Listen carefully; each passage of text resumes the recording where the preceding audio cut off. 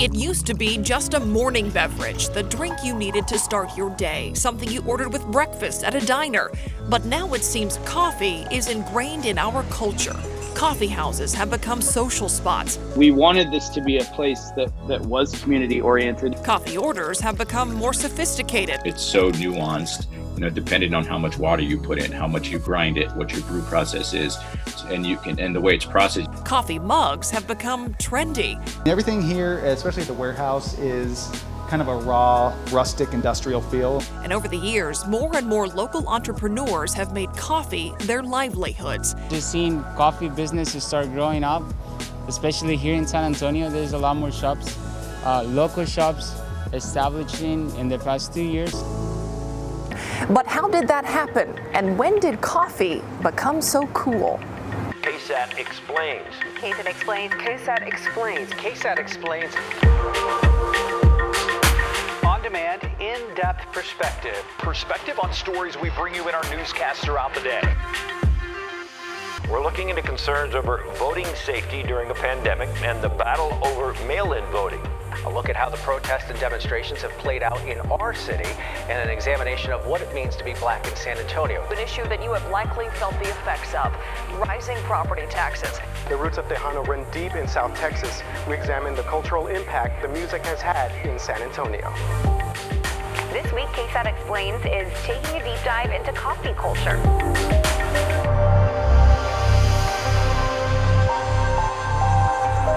It's not just something we drink to wake up in the morning. The way we consume and even talk about coffee has changed over the last several years. Here in San Antonio, cafes have popped up all across town. There are now seemingly limitless options for you to get your caffeine fix. In this episode of KSAT Explains, we'll talk about the history of coffee, how it's made, and the evolution of the local coffee industry. But none of this would be possible if it weren't for people who were so passionate about this very topic. We talked to one man who was dedicated his entire career to researching the science behind coffee. I'm the Chief Research Officer for the Specialty Coffee Association. I've been working in coffee for over 30 years. I got a job as a barista when I was in college, and I never left. Coffee is amazing because you grow it thousands of miles away, right? In some place like Ethiopia or Colombia or Indonesia. And if you grow it properly, process it properly, ship it properly, and it winds up on your breakfast table in San Antonio, Texas, somehow miraculously, its flavor can tell you where it's from. Months after it was harvested, thousands of miles away from where it was harvested. That's the amazing thing about coffee and what captivates people like me. I mentioned Ethiopia, which is where coffee is from and where people first drank it. And if you go to Ethiopia, they perform a thing called the Ethiopian coffee ceremony. And it's a highly ceremonial thing where a woman, it's always a woman who's a senior member in the community, will roast coffee, prepare it, grind it, and prepare it in this highly ceremonial way. And if you ask an Ethiopian person what the coffee ceremony means, what they'll say is that's a time for people to come together and talk and share news and connect with each other.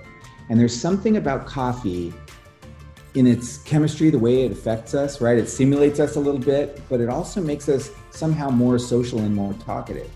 And so ever since that beginning in Ethiopia, up into the souk of Arabia where the coffee houses first got established, through Europe, coffee became a place where people would come together, interact with each other, have a social moment over this delicious beverage. But then as you go along, you realize that another way that coffee connects people is through the supply chain, right? So when you start to work in coffee, you start to learn the names of coffee producers in Honduras or Ethiopia, as I mentioned, or Kenya or Indonesia. And you begin to feel a connection with these places that are so far away. And that gives a sense of community at the global level, And I think even the consumer gets a sense of that, when they drink a cup of coffee from one of those places. They feel a little bit of a connection there. And that's a human connection more than, a thing about stimulation or fuel. Now let's take it back even further and look at what we know about the history of coffee. The origins of coffee are a little bit mysterious. No one is 100% sure how it was discovered or exactly when, but there are some theories. Here's a popular one that the National Coffee Association buys into. Some say coffee was discovered by a goat herder named Kaldi in 9th century Ethiopia. Legend has it that Kaldi noticed his goats seemed wired after eating the berries from a certain tree. Kaldi then took the coffee berry to some monks who consumed the fruit, and they got a similar kick. Word spread, and people began consuming the coffee fruit in different ways for a boost of energy. Coffee cultivation and trade began on the Arabian Peninsula. The beverage's popularity spread, and soon it was enjoyed not only at home, but at public coffee houses across what was known as the Near East. Coffee houses became a social spot, a place for people to hang out, to talk to each other, or even listen to music. By the 17th century, travelers brought coffee back to Europe. Author David Liss, who wrote a historical novel centered around the coffee trade in 17th century Amsterdam, says it wasn't long before coffee became a social thing. People would drink coffee when they gathered to talk about politics or religion or business. And over the course of time, what happened was that coffee shops became very specialized. So members of different political parties or factions within political parties would all meet at a particular coffee house. But in the Western world, not everyone trusted the new beverage. Some people even went so far as to call it the bitter invention of Satan. Yikes. And clergy condemned coffee in Venice. When Pope Clement VIII was asked to weigh in on the matter, he reportedly tasted the beverage, but found it so good, he gave it his approval. In the mid-1600s, coffee was first brought to the New World, but it really gained popularity after the Boston Tea Party of 1773, when colonists fought back against the heavy tax on tea imposed by King George III. Switching from tea to coffee became somewhat of a patriotic act. Most of us don't think about how our coffee actually gets into the cup, how it starts out, how it's roasted, how it's processed. We just want it brewed and poured. But making it all the way into your mug, that actually takes a lot of work. Coffee beans start out as seeds. They're planted in large beds. They require a lot of care until they're hardy enough to be permanently planted. It takes about 3 to 4 years for coffee trees to bear fruit. That fruit is called the coffee cherry. They're harvested once they're ripe. In most countries, the crop is picked by hand and it's labor-intensive. Once they're picked, the cherries are processed in one of two ways, the dry method or the wet method. In the dry method, cherries are spread onto a surface to dry in the sun until the moisture content in the fruit drops to 11%. The wet method, that's a little more complicated. A pulping machine is used to separate the skin and the pulp from the bean. After that, they have to be dried. Before being exported, the beans are milled. This can be done by hand or by machine. The milled beans, aka green coffee, is now ready to be shipped. It's placed into either jute or sisal bags. Coffee comes to us in these sacks over here, about 150-pound bags. The next step, roasting. We run it through our roaster, and the process is kind of complicated, but long story short, we're bringing it to a certain temperature, and as it starts to roast, it comes to that temperature, and you'll hear it pop, kind of like popcorn, and that's the bean essentially doubling in size. And then whenever we decide to drop the bean is when it's finished roasting. After roasting, the beans are immediately cooled either by air or water. Then they're ready to be ground up and brewed. So we've talked about the history and the process, but now let's look at how a morning beverage evolved into an all-out trend. I think somewhere along the way it just had the fortune of becoming cool. Specialty coffee is now a trend. We're in what's known as the fourth wave of coffee. So what's that? What were the 3 first waves? Well, coffee connoisseurs describe the first wave as a time when coffee just wasn't that creative. Well, I think for a long, long time, coffee was just a commodity. And it was just something you used to wake up, and that was it. You didn't care what it tasted like, and you almost grew to expect it to taste bad. This coffee is often thought of as super dark and bitter, the kind you find in a tin at the grocery store. Coffee became an item in a supermarket aisle rather than this sort of experience. And there was a group of people that decided, no, we want to reclaim coffee's culinary origins. In the late 60s to early 70s, companies like Peet's and Starbucks brought about what's known as the second wave. People like to say negative things about Starbucks, but Starbucks really paved the way for the rest of the specialty coffee industry. Businesses like Starbucks helped bring non-coffee drinkers to cafes by offering a wide variety of drinks. In the late 90s and early 2000s, another generation, that's my generation, started coffee companies with and had a different focus, more on sort of culinary expression and this kind of connection. And now we're once again entering another wave. Some people call it the fourth wave. Some people call it the tidal wave because there's so many coffee companies now, small coffee companies that are established all over the place. A lot of the focus of recent coffee trends has been on education. People care about they don't just want a cup of coffee. They want to know where the coffee's from. They want to know how it was roasted. They want to know the process and how it was milled and the elevation. And these days, atmosphere is important. That's because more people aren't just grabbing their drinks and going. They're actually spending time at these cafes. I've seen the seasons of coffee shops being very utilitarian and very, I'm on my way to work, I need a cup of coffee, and I don't want to know who you are, I just want to get out of here. And then I've seen coffee shops turn into virtual workspaces. People increasingly use coffee shops as places to work or conduct business. And that is definitely more true today than it was, 10 or 20 or 30 years ago. And it's not just for work. People now spend time at cafes, just hanging out. It's an alternative for some to going to a bar. Some people have even theorized that shows like Friends and Seinfeld have influenced the coffee house boom. Oh, no, thanks. I can't drink coffee late at night. It keeps me up. Does anybody need coffee? Yeah, over here. The boom is a welcome one for those who have made coffee their business. I remember my family just being like, "What are you doing with your life? Like, you're never gonna make a living doing this." And look at me now.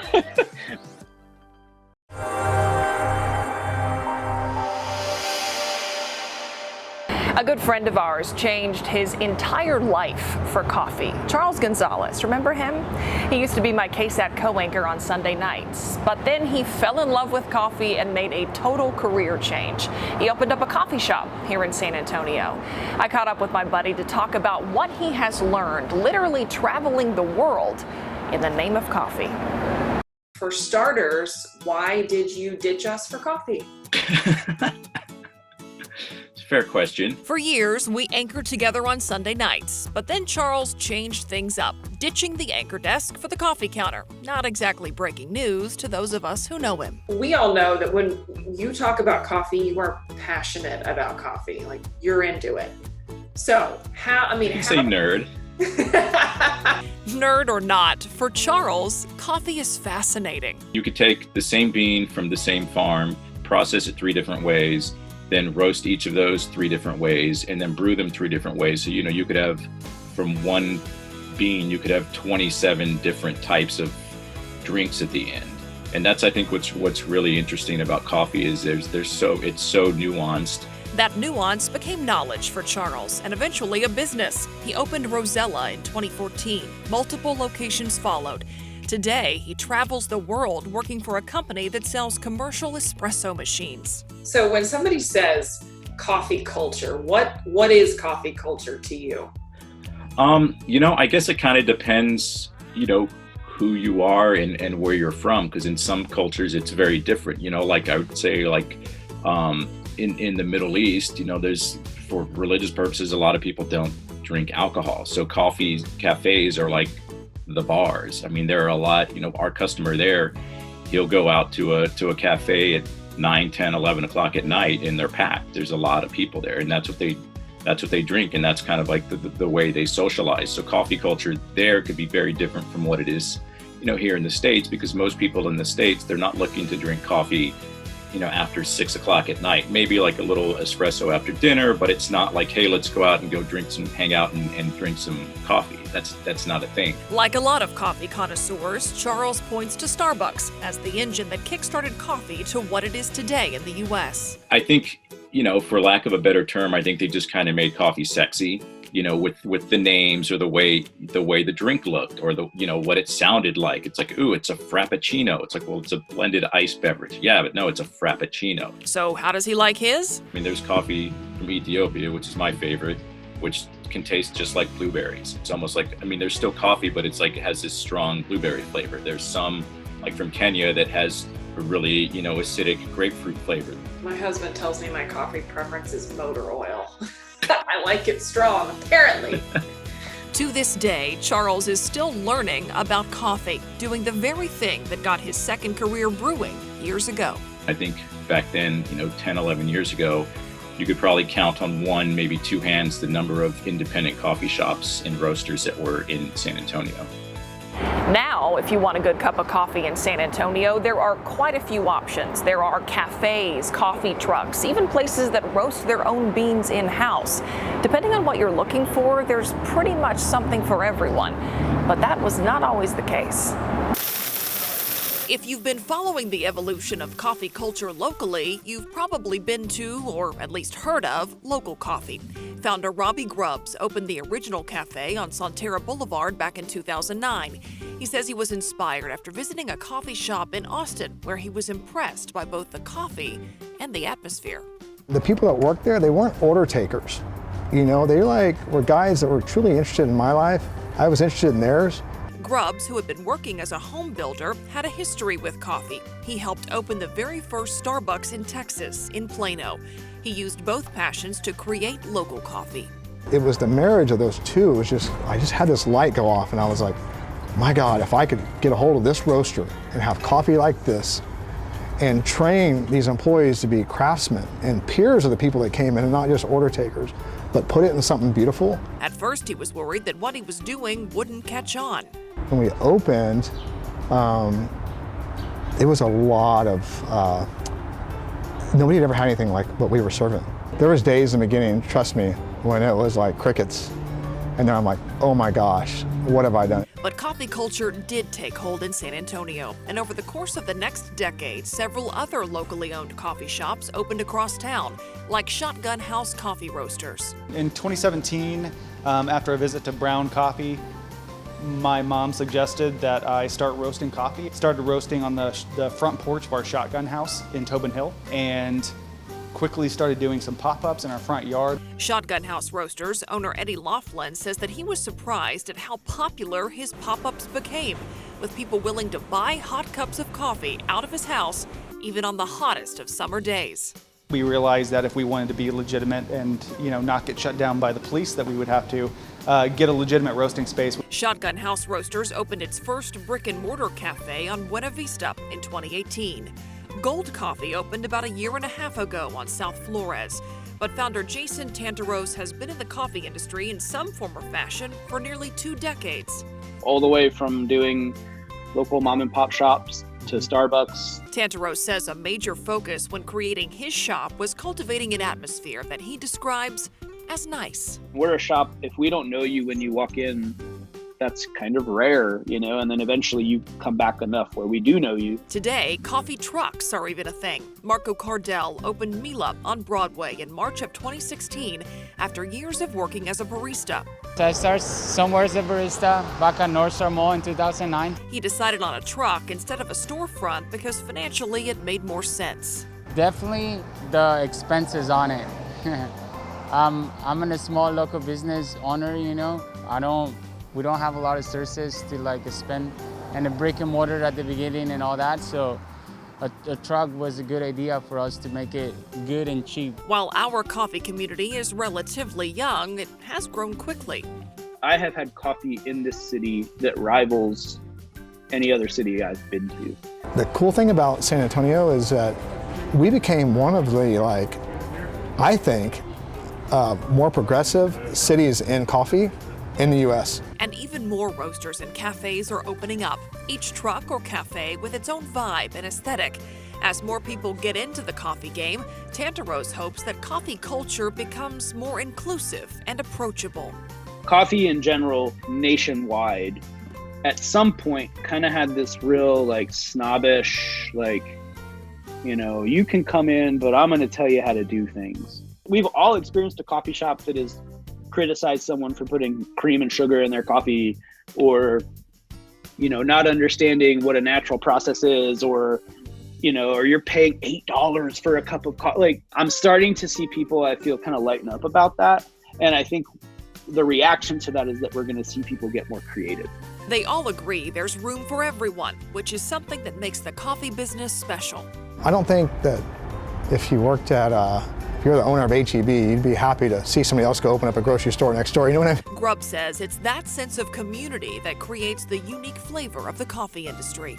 I used to think that everybody came back because the coffee was great, but a lot of people came back, they didn't really care about the coffee. But the person behind the bar just treated them with this, like they're the most important person in the room when they walked in. And San Antonio customers, he says, know that's the right blend. And something I've grown up in San Antonio, I've known about San Antonio, it's an extremely loyal city. And that's exactly what happened, is that we came in, we put in the work in the beginning, and we built a customer base. When we started planning this episode of KSAT Explains, we wanted to take a break from the topic of COVID-19 for a week, but we quickly found out that the coronavirus has seeped into every single aspect of life, and the coffee business is no exception. As the owner and operator of a coffee truck, Marco Cardell feels like he's been luckier than some others during the COVID-19 pandemic. Mila Coffee struggled when it had to close in March, but he says business has been good since reopening. It was tough, and now, little by little, it's been getting better. Cardell thinks the fact that his customers don't have to go inside to order and then wait for their drinks may be helping him out right now. He says he's taking all the necessary precautions, but the recent surge in COVID-19 cases in Bexar County still makes him uneasy. Even if business is okay, we feel not super safe. There seems to be more concern about the long-term impact of the coronavirus on more traditional coffee shops. People in a dining room setting, I don't know if it's ever going to be the same. I am concerned there'll always be a certain level of discomfort, or at least for quite some time, Robbie Grubbs worries about the particular vulnerability of coffee shops, many of which are built on a sense of community, now at a time when people are being asked to keep their distance from one another. God, 11 years into this, and we built so much culture and community in San Antonio through the cafes and our spaces. And now all of a sudden, I don't. Local Coffee has pivoted to a to-go model, but still, Grubb says the shop is only doing about 50% of the business it used to do, and that's on a good day. He says he feels like one of the lucky ones. Local Coffee sits on prime real estate in the Pearl, and his shop was an established, healthy business going into this crisis. A lot of businesses that were new, especially food and beverage, or that were month to month, this is challenging. It's challenging for everybody. The past few months have been rough and uncertain for most. Both coffee business owners Eddie Laughlin and Jason Tantaros say they've been blown away by the support they've received from their customers. For a while in March, Shotgun House Roasters shifted entirely to an online model, offering free delivery. I was doing 10, 15 deliveries a day. Our community really showed up. Now, both Shotgun locations are back open to customers. People are still coming in. It's not as busy as it was, but people are showing up to support, because I think people are learning now more than ever that it's important to support these local institutions that you've grown to love. Tantaros worried that Gold would lose some of its appeal when it began limiting service to delivery and to-go, but he says his customers have also been supportive.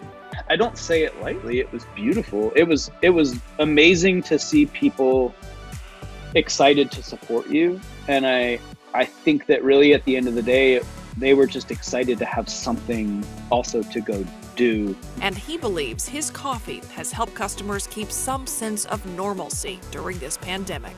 And it meant a lot that they were able to get this small little thing once a week, twice a week, whatever. They could get out of their house and come and be greeted by someone with a mask and get a cup of coffee.